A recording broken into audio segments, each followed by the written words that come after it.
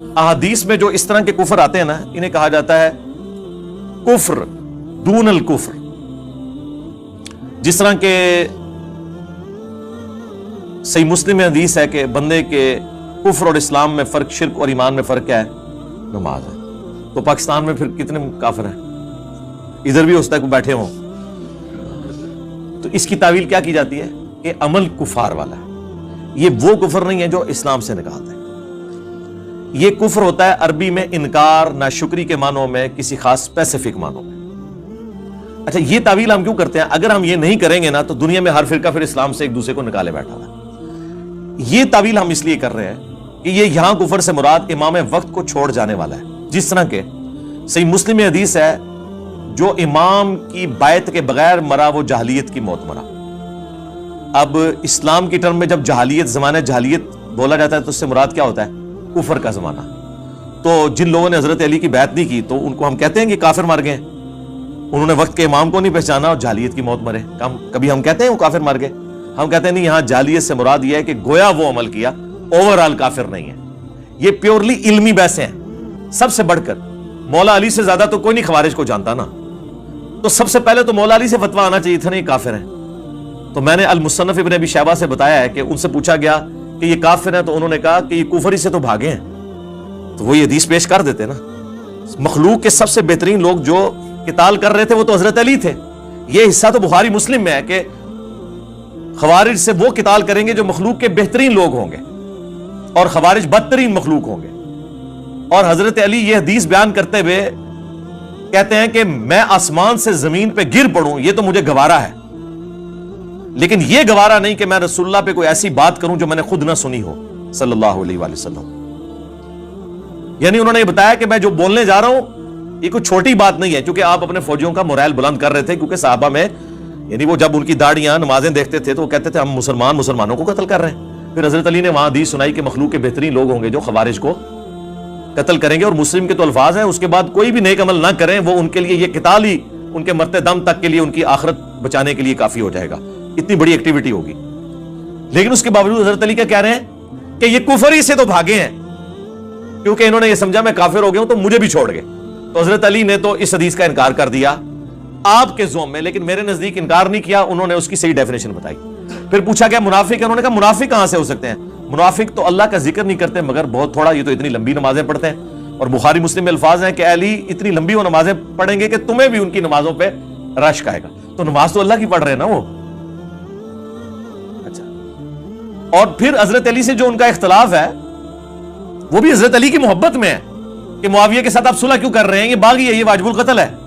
یہ ان کا سٹانس تھا. ان کو کوئی اپنی ذاتی اختلاف نہیں تھا. ہم جو انہیں غلط کہتے ہیں وہ اس لیے کہ امام وقت کے حکم کی انہوں نے نافرمانی کی. جس طرح کہ اگر نعوذ باللہ صحابہ کرام صلح حدیبیہ کے موقع پر رسول اللہ کا حکم ماننے سے انکار کر دیتے حضور کی محبت میں ہی، جو شروع میں ریلیکٹنٹ تھے، حضرت عمر بھی بخاری میں الفاظ ہیں کہ یا رسول اللہ ہم دب کے کیوں صلح کریں، ٹھیک ہے، تو وہ حضور کی محبت میں ہی کر رہے تھے نا.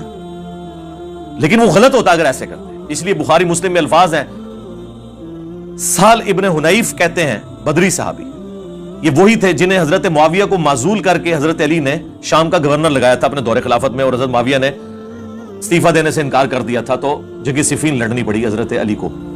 سہل بن حنیف جنگ صفین کے موقع پر بخاری اور مسلم دونوں میں الفاظ ہیں وہ اپنا گھوڑا دوڑا کے صحابہ کرام میں آتے ہیں اور وہ کہتے ہیں کہ اگر صلح حدیبیہ کے دن ہمارے اختیار میں ہوتا تو ہم رسول اللہ کے فیصلے کو بدل دیتے. اور پھر انہوں نے اسپیسیفکلی مینشن کیا کہ حضرت عمر اس صلح کے اوپر خوش نہیں تھے، اور اگر زبردستی کرنی ہوتی تو حضرت عمر جو ہے نعوذ باللہ اس فیصلے کو بدل دیتے، انکار کر دیتے. وہ اگر خدا نہ خواستہ ایسا ہوتا تو اپنے ماں سے یاد ہو بیٹھے، لیکن ایسا نہیں ہوا. تو انہوں نے فوجیوں کو کہا کہ اس دن نبی علیہ السلام کے فیصلے کو ہم نے قبول کیا، آج تمہارا کام ہے کہ علی کے فیصلے کو قبول کرو. وہ تحکیم کا مسئلہ وہ پھر ایک دردناک سٹوری ہے. لیکن بخاری مسلم کی اس حدیث سے یہ بھی پتہ چل گیا کہ سہل بن حنیف بدری صحابی صلح حدیبیہ کے ساتھ جوڑ رہے ہیں تحکیم کے مسئلے کو. صلح حدیبیہ میں اللہ کے نبی اور صحابہ ایک طرف تھے اور دوسری طرف مشرکین عرب تھے، اور اس موقع پر مولا علی اور ان کے ساتھی ایک طرف تھے اور دوسری طرف اہل شام تھے. تو یہ اس میں اہل شام کی جتنی فضیلت آئی ہوئی ہے نا وہ آپ کو پتہ چل گئی ہوگی، کیونکہ جب اب جوڑا جا رہا ہے نا اس کے ساتھ، وہ تو بخاری میں موجود ہے، جب حضرت علی نے وہ محمد رسول اللہ مٹانے سے انکار کر دیا تھا، جب کافروں نے اعتراض کیا ہم تو آپ کو اللہ کا رسول نہیں مانتے، آپ لکھیں محمد بن عبداللہ، حضور نے کہا علی کاٹ دو اور لکھ دو، انہوں نے کہا یا رسول اللہ میں تو نہیں کاٹوں گا، اب یہ کس حضور کی محبت میں انہوں نے کہا، پھر حضور نے کہا ادھر مجھے دو، پھر آپ نے لکیر پھیری اور اپنے ہاتھوں سے لکھا، اور حضرت ابوبکر کہتے ہیں حضور کی ہینڈ رائٹنگ اتنی اچھی نہیں تھی اس لیے کہ آپ کو اللہ تعالیٰ نے یہ ملکہ نہیں دیا تھا، یہ حضور کا معجزہ تھا کہ آپ لکھ پڑھ نہیں سکتے تھے، کیونکہ سورہ العنکبوت میں اگر ایسا ہوتا تو لوگ گمان کرتے یہ کتاب آپ نے خود لکھ لی ہے۔ حضور کے حق میں لکھا پڑھا نہ ہونا یہ عیب نہیں ہے، خوبی ہے، اور لکھا پڑھنے سے مراد جاہل ہونا نہیں ہے، اللہ نے انہیں علم سکھایا ہے، لیکن یہ اللہ تعالیٰ نے ان کو معجزہ دیا ہے کہ تو وہاں پہ حضرت علی نے جو انکار کیا تو وہ اس وجہ سے نہیں تھا کہ نعوذ باللہ نافرمان تھے، اور اسی حدیث کا ایک طریق سنن نسائی الکبریٰ کے اندر موجود ہے، خصائص علی والے چیپٹر کے اندر، وہ بڑا دردناک ہے، اس میں پہلے تو وہ مناظرہ بھی ہے جو خوارج اور ابن عباس کے درمیان ہوا، جو ہم نے ریسرچ پیپر 5B کربلا والے میں ڈالا ہوا ہے، اور دوسرا یہ وہ روایت لے کے ہے کہ حضرت علی نے جب یہ انکار کیا نا، حضور نے یہ کیا تو اس کے بعد نبی الاسلام نے حضرت علی کو ایک رازداری کی بات بتائی اور کہا کہ اے علی تم پہ بھی اسی طرح کا ایک وقت آئے گا، اس وقت تمہیں بھی وہی کچھ کرنا ہوگا جو آج میں کر رہا ہوں۔ یعنی رسول اللہ نے اپنی جگہ علی کو رکھا اور مشرکین عرب کی جگہ حضرت علی کے مخالفین کو رکھا، تبھی ریزیمبلنس بنے گی نا۔ انہوں نے کیا کہا تھا کہ ہم محمد رسول اللہ نہیں مانتے، محمد بن عبداللہ لکھو۔ جب حضرت علی اور حضرت معاویہ کے درمیان جنگ بندی ہوئی، جو معاہدہ لکھا گیا اس میں لکھا تھا امیر المؤمنین خلیفۃ المسلمین علی ابن ابی طالب اور معاویہ ابن ابین، خلیفۃ المسلمین علی ابن ابی طالب اور معاویہ ابن ابی سفیان کے درمیان۔ تو معاویہ بن ابی سفیان رضی اللہ تعالیٰ عنہ، ہم تو ہماری تو مجبوری ہے جی، صحابی ہونے کی وجہ سے ہم احترام سے نام لیتے ہیں اور رضی اللہ عنہ کہتے ہیں، نبی الاسلام کی نسبت کی وجہ سے۔ تو ان کے پاس جب یہ معاہدہ پہنچا تو انہوں نے کہا میں تو اس معاہدے پہ سائن نہیں کروں گا، میں تو اسے امیر المومنین نہیں مانتا ہوں، جس طرح کے مشرکین عرب نے کہا تھا کہ ہم اسے اللہ کا رسول نہیں مانتے۔ ٹھیک ہے، تو آپ ذرا دیکھ لیں کیا ریزیمبلنس بن رہی ہے۔ اس سے ان ناسبیوں کا بھی رد ہو گیا جو کہتے ہیں نہیں وہ حضرت علی کو خلیفہ مانتے تھے، بس صرف قصاص سے عثمان مانگتے تھے۔ وہ اس سے بڑھ کے تو جامع ترمذی اور سنن ابی داؤد میں موجود ہے کہ بنو امیہ کے لوگ کہتے ہیں علی تو خلیفہ ہی نہیں ہے اور خلافت تو ہم میں ہے، جس پہ حضرت سفینہ نے کہا تھا یہ ان کی پیٹھ سے جھوٹ نکلا، ان کی بادشاہت روئے ارض کی بدترین بادشاہت ہے۔ اور مسند ابی داؤد طیالسی اور مصنف ابن ابی شیبہ میں تو یہاں تک موجود ہے کہ یہ بدترین سخت گیر بادشاہ ہیں، اور ان کا پہلا بادشاہ معاویہ ابن ابی سفیان ہے۔ اور راوی حدیث جب حضرت سفینہ سے پوچھتا ہے کہ پھر حضرت معاویہ کیا ہوئے اگر خلافت 30 سال تک ہے، جب حضرت سفینہ کہتے ہیں ابو بکر کے 2 سال، عمر کے 10 سال، عثمان کے 12، علی کے 6 اور حسن ابن علی کے 6 مہینے بھی اس میں شامل ہیں، 5.5 سال اور یہ مل کے 6، ان کا معاویہ تو بادشاہ ہیں۔ اور مصنف ابن ابی شیبہ میں آیا کہ سخت گیر بادشاہ اور پہلا معاویہ ابن ابی سفیان ہے، یعنی حضرت سفینہ حضور کے آزاد کردہ غلام، وہ ان کو خلیفہ نہیں مانتے تھے بلکہ بادشاہ مانتے تھے۔ ہم خلیفہ بھی نہیں مانتے، یہ ذہن میں رکھیے گا، خلیفہ راشد چھوڑ دیں، خالی خلیفہ بھی نہیں مانتے، ملک مانتے ہیں۔ ہاں ان معنوں میں تو خلیفہ آپ بے شک عمران خان کو بھی کہہ لیں اور شہباز شریف کو بھی کہہ لیں حکمران کے طور پہ، یزید کو بھی کہہ لیں آپ کا دل کرے، لیکن اگر خلیفہ ان ٹرو سینس کے اندر ہے تو وہ خلفائے راشدین وہی ہیں۔ اب حضرت علی رضی اللہ تعالیٰ عنہ علیہ السلام کوئی حضور نے فرمایا کہ تمہیں بھی پھر وہی کرنا پڑے گا جو مجھے کرنا پڑا۔ تو وہ جب حضرت معاویہ نے وہ تحریر واپس کی نا تو حضرت علی رضی اللہ تعالیٰ عنہ نے کہا صدق رسول اللہ صلی اللہ علیہ وآلہ وسلم، رسول اللہ نے سچ کہا تھا، اور کہا کہ یہ مٹا دو، تم لکھو علی ابن ابی طالب اور معاویہ ابن ابی سفیان کے درمیان۔ ٹھیک ہے، اس میں حضرت علی کی جو تکلیف ہے اس کا تو آپ اندازہ کر سکتے ہیں، لیکن آپ اس چیز کا اندازہ کریں کہ مخالفین کے اوپر جو وعید فٹ ہوئی ہے کہ انہوں نے محمد رسول اللہ کا انکار کر کے محمد بن عبداللہ لکھوایا، حالانکہ وہ مشرک تھے۔ سمجھ میں آتا ہے یہاں پہ کلمہ گو مسلمان تھے اہل شام، اور انہوں نے امیر المومنین خلیفۃ المسلمین علی ابن ابی طالب کٹوا کر کیا لکھوایا؟ علی ابن ابی طالب۔ تو ریزیمبلنس تو سیم ہے. تو دیکھ لیں کس کی نسبت کہاں جڑی ہوئی ہے. علی کے ماننے والے رسول اللہ کے ساتھ کھڑے ہیں اور علی کے مخالفین اس جگہ پر رسول اللہ نے انہیں کھڑا کیا. ہم نہیں کھڑا کرتے, وہ کہیں گے جی فتویٰ لگا دیا, جہاں پر نبی الاسلام کے مخالفین صلح حدیبیہ کے موقع پر کھڑے ہوئے تھے. خیر وہ یہ ایک دردناک چیز ہے تحکیم کے اوپر. یہ جو جنگ بندی ہوئی اور اس میں پھر وہ 2 بندے نامینیٹ ہوئے. ادھر سے ابن عباس نے جانا تھا مولا علی کی طرف سے, انہوں نے کہا ہم ابن عباس کو نہیں مانیں گے, یہ حضرت علی کا رشتہ دار ہے. صرف ابو موسیٰ اشعری کو یعنی دھکے سے ایسا بندہ چوز کیا جو اتنے اچھے طریقے سے ڈیبیٹ نہیں کر سکتا تھا. اور ادھر سے آئے جناب اتنی پرسنالٹی کہ ان کے نام کے اوپر آج تک عمر و یار کی کہانیاں پڑھائی جاتی ہیں, یعنی ان کی نسبت کی وجہ سے. میں نے نہیں لکھی کہانیاں, میرے متھے نہ مار دینا. عمر ابن عاص رضی اللہ تعالیٰ عنہ, ہم تو نام احترام سے لیں گے, ظاہر ہے صحابی ہیں, صلح حدیبیہ کے بعد مسلمان ہوئے لیکن فتح مکہ سے پہلے مسلمان ہوئے ہیں, یہ بھی اور حضرت خالد بن ولید بھی. عمر بن عاص وہ جب طے پایا اور فیصلہ یہ طے پایا کہ جناب دونوں کو کہتے ہیں سائیڈ پہ ہو جاؤ, تو تیسرا بندہ کوئی خلیفہ چن لیتے ہیں. اندازہ کریں یہ کون سا فیصلہ طے پایا جا رہا تھا کہ ایک بندہ یہ اسی طریقے سے ہے کہ کسی کے گھر میں چور گھس جائیں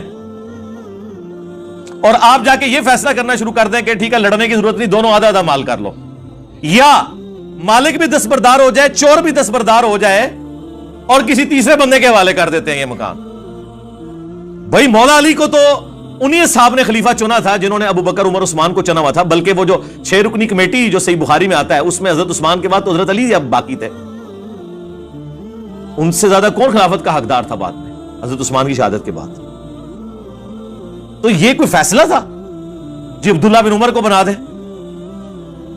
یہ بھی بیچ میں ایک رائے آئی. اسی وجہ سے وہ صحیح بخاری میں 4108 ہے نا جو حضرت معاویہ نے خطبہ دیا تھا عبداللہ بن عمر کی طرف کنایا کرتے ہوئے, کون تم میں سے خلافت کے لیے خواہش رکھتا ہے, سینگ اٹھائے, میں اس کے باپ سے زیادہ خلافت کا حقدار ہوں. حضرت عمر کی نعوذ باللہ توہین کر دی. تو عبداللہ بن عمر کہتے ہیں بعد میں نے ارادہ کیا کہ میں اپنی گوٹ کھولوں, جو میں ایسے کر کے بیٹھا تھا احتبا کر کے دونوں گھٹنوں کو, اور میں کھڑے ہو کے اسے کہوں کہ معاویہ تجھ سے زیادہ خلافت کا حقدار وہ ہے جس نے تجھ سے اور تیرے باپ سے اسلام کی خاطر جنگیں کی ہوئی ہیں, یعنی عبداللہ بن عمر, کیونکہ غزوہ خندق کے چیپٹر میں یہ حدیث امام بخاری لے کے آیا ہے. یا حضرت علی کی طرف اشارہ ہے کہ تم باپ بیٹا تو کافر تھے, آج بعد میں مسلمان ہو کے کہہ رہے ہو کہ ہم عمر سے بھی زیادہ خلافت کے حقدار ہیں, کیونکہ انہوں نے کہا میں اس کے اور اس کے باپ سے زیادہ خلافت کا حقدار ہوں. تو ظاہر جسے کہا اسی کو تکلیف ہوئی نا. انہوں نے بعد میں کہا میں نے ارادہ کیا لیکن پھر میں فتنے کے ڈر سے خاموش ہو گیا اور خون ریزی کے ڈر سے, پھر مجھے جنت کی نعمتیں یاد آ گئیں کہ ٹھیک ہے مر کے تو جنت میں ہی جانا ہے, دنیا میں کمپرومائز کر لیتے ہیں.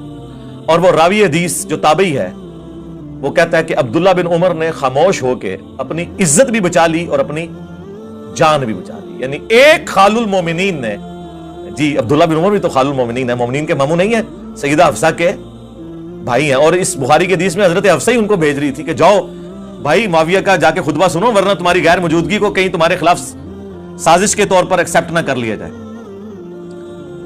اور دوسرے خال المومنین حضرت ام حبیبہ کے بھائی حضرت معاویہ رضی اللہ تعالیٰ.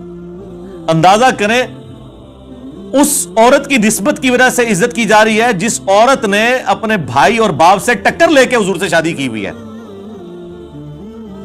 اور کل کو مسلمان ہو کے اس کی نسبت کو اپنے حق میں یوز کیا جا رہا ہے. یعنی آپ پہلے مخالفت کریں کہ تم اس نبی پہ ایمان کیوں لائی ہو, اور کل کو جب آپ ایمان لے آئے تو آپ کہیں کہ میں تو اس کا بھائی ہوں, میں تو اس کا باپ ہوں.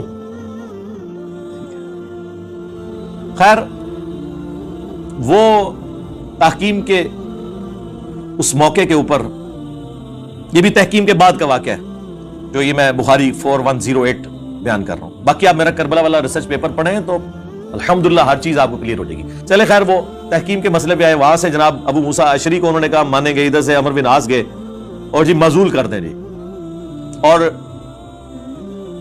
عمر بن عاص نے کہا کہ سب سے پہلے ابو موسیٰ اشعری سے کہا کہ تم کھڑے ہو کے اناؤنسمنٹ کرو کہ میں علی کو معزول کرتا ہوں اور معاویہ کو بھی معزول کرتا ہوں.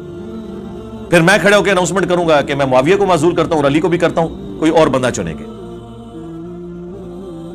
لیکن رزلٹ کیا نکلا؟ ابو موسیٰ اشعری جو ہیں وہ تو ممبر پہ چڑھ کے انہوں نے یہ بات کر دی ہمارے نزدیک تو بالکل غلط فیصلہ تھا. عمرو بن عاص جب چڑھے انہوں نے کہا کہ دیکھو اس نے تو علی کو بھی معزول کر دیا اور معاویہ کو معزول کیا, میں معاویہ کو بحال کرتا ہوں, اسے خلیفۃ المسلمین بناتا ہوں اور علی کو معزول کرتا ہوں, ایک صوبے کے گورنر کو خلیفۃ المسلمین بناتا ہوں. یعنی ان کہتے ہیں وہ کھلونے دی تھان دیتی تھے منجی ڈا کے بہ گئے. تو ابو موسیٰ اشعری جو ہے انہوں نے, ان کو پھر غصہ آیا کہ یہ تو کمرے کے اندر کیا کمٹمنٹ کر کے آیا تھا. تو انہوں نے کہا کہ تو جو ہے نا تیری مثال کتے کی مثال ہے اے عمر. یہ انہوں نے کہا, میں نے نہیں کہا. تو انہوں نے کہا تیری مثال گدھے کی مثال ہے. ٹھیک ہے, خیر اسی کے اوپر وہ چپکلش ہوئی, معاملہ یہیں پہ ختم ہو گیا. پھر حضرت علی واپس چلے گئے. ابھی صفین پارٹ 2 ہونا تھا لیکن خوارج نے حضرت علی کو شہید کر دیا. اس کے بعد پھر ابو موسیٰ اشعری پوری زندگی حضرت علی کے سامنے نہیں کبھی آئے, شرمندگی کے مارے جو کچھ ایکٹیویٹی پرفارم ہوئی. اسی وجہ سے شیعہ جو ہے ابو موسیٰ اشعری کو برا کہتے ہیں. تو وہ کوئی 100% پھینکنے والی بھی ان کی بات نہیں ہے, مس ہینڈلنگ تو ان سے ہوئی ہے. ہم یہ کہتے ہیں وہ صحابی ہیں, صحابیت کا احترام کریں. دیکھیں سر ہمارے جتنا جگرا ہے کسی کا, ہم تو مولا علی کے مخالفین کو بھی کہتے ہیں کہ یار صحابی ہیں, احترام کریں. علمی رد ضرور کریں لیکن احترام کے دائرے. میرا دعویٰ ہے کہ ہمارے کربلا والے ریسرچ پیپر میں کوئی ایک حدیث بھی ایسی نہیں ہے جسے دنیا کے تمام محدثین ضعیف کہتے ہوں. یہ ضرور ہے اور میں شروع دن سے کہہ رہا ہوں کہ کسی حدیث کو شیخ البانی صحیح کہتے ہوں گے اور شیخ زبیر صاحب کے نزدیک وہ ضعیف ہوگی, کسی کو شیخ زبیر صاحب ضعیف کہتے ہوں گے, شیخ البانی کے نزدیک وہ حدیث صحیح ہوگی. میں نے وہ ساری اس لیے جمع کی ہیں تاکہ جس کا اعتماد جس کی تحکیم کے اوپر ہے وہ اس پہ اعتماد کرے اور اس میں سے اپنا حصہ نکال کے ہمارے مقدمے کو سمجھے. ہمارا مقدمہ تو بخاری مسلم سے ثابت ہے. ہمارے مقدمے کے لیے بخاری کی ایک حدیث ہی کافی ہے, 2812 اور 447. عمار کو ایک باغی جماعت قتل کرے گی, عمار انہیں اللہ اور جنت کی طرف بلا رہے ہوں گے اور وہ جماعت جہنم کی طرف بلا رہی ہوگی. اس حدیث میں حضرت معاویہ رضی اللہ تعالیٰ عنہ کی جماعت کو باغی اور جہنم دوزخ کی طرف بلانے والی جماعت نبی علیہ السلام نے فرمایا. اس پہ میری ایک ویڈیوز ریکارڈڈ ہے, کربلا والا ریسرچ پیپر پڑھ لیں. دوست کی جماعت نہیں, اس کی طرف بلانے والی. ہماری تو خواہش ہے جتنے اہل ایمان تھے سب کو اللہ تعالیٰ جنت میں داخل کرے. ہاں ہمارا کوئی لینا دینا نہیں ہے, ہم تو اسلام پہ جو افطار ٹوٹی ہے اس کو ڈسکس کرتے ہیں. تو ہمارے ریسرچ پیپر میں الحمدللہ جتنی حدیثیں ہیں وہ 100%. یہ بعض لوگوں نے ہمارے اسٹوڈنٹس میں سے بھی ہنگامہ کھڑا کرنے کی کوشش کی اور وہ خام خواہ غلط چیزوں کو رنگ دے رہے ہیں اور وہ ہماری تحقیقات سن کے ہمیں وہ چیزیں بلیم کے طور پہ بتا رہے ہیں جو ہم نے خود بتائی نہیں ہیں. نہ سرکار, نہ, کوئی غلطی نہیں. غلطی تب ہوگی کہ میں کسی حدیث کے نیچے حکم لگاؤں کہ اسنادہ صحیح اور ساتھ دیکھوں قال شیخ البانی, جبکہ شیخ البانی نے کہا ہو کہ اسنادہ ضعیف, پھر میری غلطی ہے. میں لکھوں اسنادہ صحیح قال شیخ زبیر علی زئی اور زبیر علی زئی صاحب نے لکھا ہو اسنادہ ضعیف, پھر میری غلطی ہے. جب میں نیچے تحکیم لگاتا ہوں وہ اسی لیے لگاتا ہوں تاکہ جس کا, اب اکثر تو ناصبی شیخ البانی کو امام مانتے ہیں, ہم بھی کہتے ہیں وہ بہت بڑے حدیث کے امام ہیں. تو مجھے کتے نے کاٹا ہوا ہے کہ میں وہ حدیث نکال دوں جسے شیخ البانی نے صحیح کہا ہو, جسے امام ترمذی نے حسن صحیح کہا ہو, جو حدیث امام حاکم اور امام ذہبی کے اصولوں کے مطابق صحیح ہو. اب یہ وہ 4 بڑے امام ہیں جنہیں اہل حدیث زبیر علی زئی صاحب سے بڑا امام مانتے ہیں. یعنی وہ حدیث جو ترمذی میں ہے کہ وہ عبید اللہ ابن زیاد کا جب سر کاٹ کے مختار سقفی کے سامنے رکھا گیا تو اس کے نتھنوں میں سانپ گھس گیا تھا. اس حدیث کو شیخ زبیر صاحب کہتے ہیں کہ اس میں آمش کی تدلیس ہے, میں اسے ضعیف کہتا ہوں. میں جب شیخ صاحب سے پوچھا, شیخ صاحب کہتے ہیں میرے نزدیک ایک سانپ نہیں 1000 سانپ اس کے نتھنوں میں داخل ہونے چاہیے. ہاں وہ کہتے ہیں میں تو خوش ہوں لیکن میں اصول پہ بات کر رہا ہوں, مجھے اس کی سما کی تصریح نہیں ملی.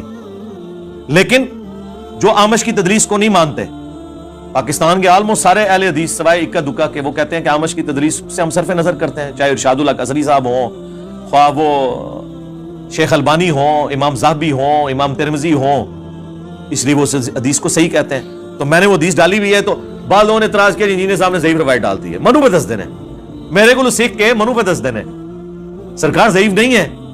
جن کے خلاف ناسبیت کا مقدمہ ہے ان کے نزدیک وہ بالکل صحیح. آپ کو سمجھ آئی یہ بات کی؟ یہ میں کیسے نکال دوں جو کہ میرے پاس ایک ہتھیار ہے. آپ یہ چاہ رہے ہیں میں وہ ہتھیار نکال دوں اور جو میں ہتھیار لے کے آؤں جس کو وہ مانتے ہی نہیں ہیں, تو میرے تو دونوں ہتھیار ہی فارغ ہو گئے نا. ہمارا مقدمہ تو بخاری مسلم میں ہے, لہذا اس میں جہاں جہاں پہ بھی کوئی روایت ہے الحمدللہ وہ محدثین کے نزدیک کبھی کسی محدث کے حکم میں صحیح ہوگی, کبھی کسی کے. دو نمبری نہیں ہوگی. اللہ کا شکر ہے 2 نمبری یہاں